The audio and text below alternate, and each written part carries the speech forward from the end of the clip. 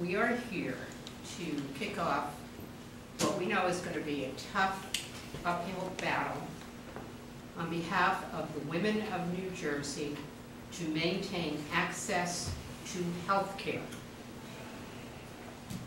This bill affects at least 40,000 women of the 136,000 now being served by the Family Planning Centrals. Governor is on a family vacation, and he is very fortunate to be able to go on vacation and have health care for his family. But there are a lot of people in this state that don't have taxpayer-funded health care. And for 136,000 who used it, and of the 40,000 that are totally going to be thrown off, this bill is essential. It is, in the end, I believe, about his ideology. This is not about money. I don't believe that. He found $65 million when he couldn't get the votes for the budget and he needed on the Bergen Blue laws. He found $5 million for Senator Mike Dougherty's vote for that budget. He could find the $7.5 million if he wanted to, except because of his ideology. Because if you look at it on the merits of the money, it doesn't make sense. We want to have women allowed to have access to quality health care, to be able to get their screenings, to be able to get their birth control pills and plan for their families. That's what this is about. So, if it's not about the money, but it's about the ideology, well, we know where he stands. He's made his choices. He's turned his back on the women of the state of New Jersey. So, we are now beginning the process of reaching out to the other members of the legislature who abstained or voted no on the bill the first time. And we're going to ask them where they stand. Because in the end, this is going to be a question of courage and a question of conscience. Just had a press conference with State Senator Loretta Weinberg and Assemblywoman Linda Stender, where they are urging their colleagues to override the governor's veto of the Women's Health and Family Planning Bill that would restore $7.5 million. You have been on the opposite side of these two lawmakers. Tell us why. Well, for far too long, Planned Parenthood has had their hands in the taxpayer's pocket, and Governor Christie has finally put an end to that. There are scores of other health facilities that women in the certain income level can go to. This is really all about pushing a political agenda at the expense of taxpayers. It should be noted that many of these legislators have had a cozy relationship with Planned Parenthood for many years. Planned Parenthood has endorsed these legislators, and in turn these legislators have ensured that they receive funding from the taxpayer. And that's wrong, and it needs to stop. Senator Weinberg and Assemblywoman Stender say that they're going to reach out. They've already sent a personal letter to every member of the legislature, and they are asking women in New Jersey to call their legislator to try to convince them vote for the override. I would imagine that you might do something similar. Yes, absolutely.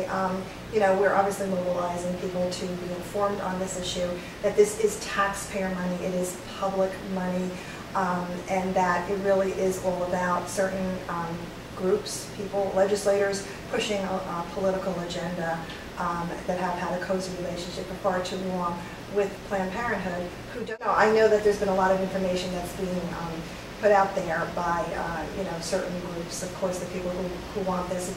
It really is important to keep in mind that this is a special interest group that's being funded with taxpayer dollars. And that's what this is all about. You know, I've heard Planned Parenthood say that they were outraged. Well, we're outraged that our tax dollars have been used for so long for these purposes. And we're outraged that legislators want to use our tax dollars to defy the governor to restore the funding, which is our money. As the recession continues to hit New Jersey families hard, the number of eligible children for New Jersey family care, which in New Jersey includes Medicaid, continues to increase.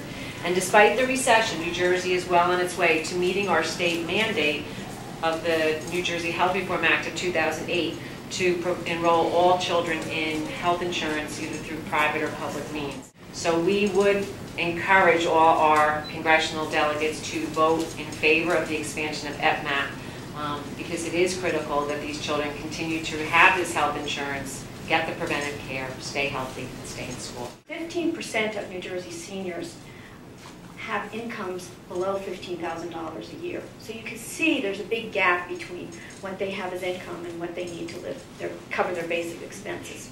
However, we're celebrating the 45th birthday of Medicare, and New Jersey Foundation for Aging applauds the program for its longevity and celebrates its critical role in providing health care coverage to New Jersey elders. With the nation's healthcare system in the midst of major reform, there's no better time to emphasize the importance and success of Medicare in helping seniors stay healthy and solvent. I give by example the pension reform measures that we couldn't pat ourselves on the back hard or fast enough that were accomplished in March of this year. And we talked with great excitement about the billions of dollars that would save.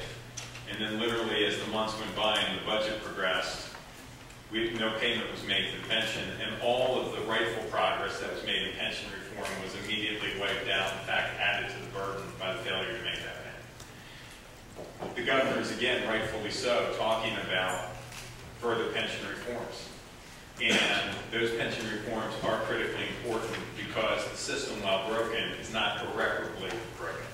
And as we heard from the Department of Pensions, it can be fixed with 5 good years on the market of 7 or 8% returns, combined with pension reform, but yes, with the need to make the payment.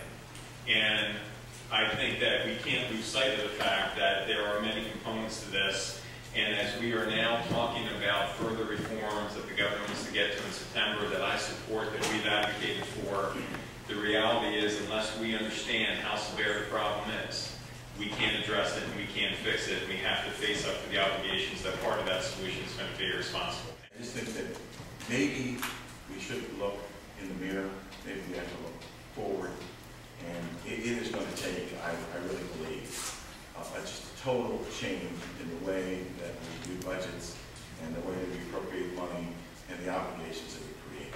And I think we're going to have to relook at the obligations that are listed on the sheet here and say, actually, in the foreseeable future, there is no way other than changing legislation on these commitments that is going to be able to allow us to reduce these expenditures or these commitments or these structural deficits.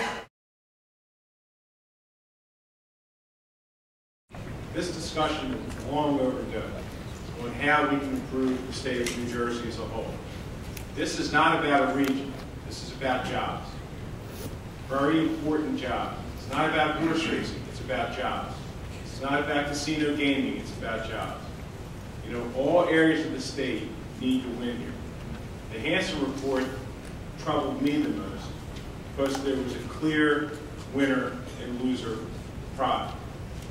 When we are done, as we put legislation together, we will be mindful to make sure that there are no losers in New Jersey, that all industries are going to be protected or bolstered so they can be successful.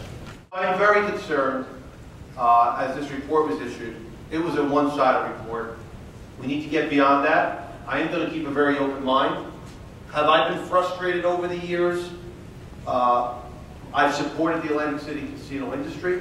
I support the jobs that are here.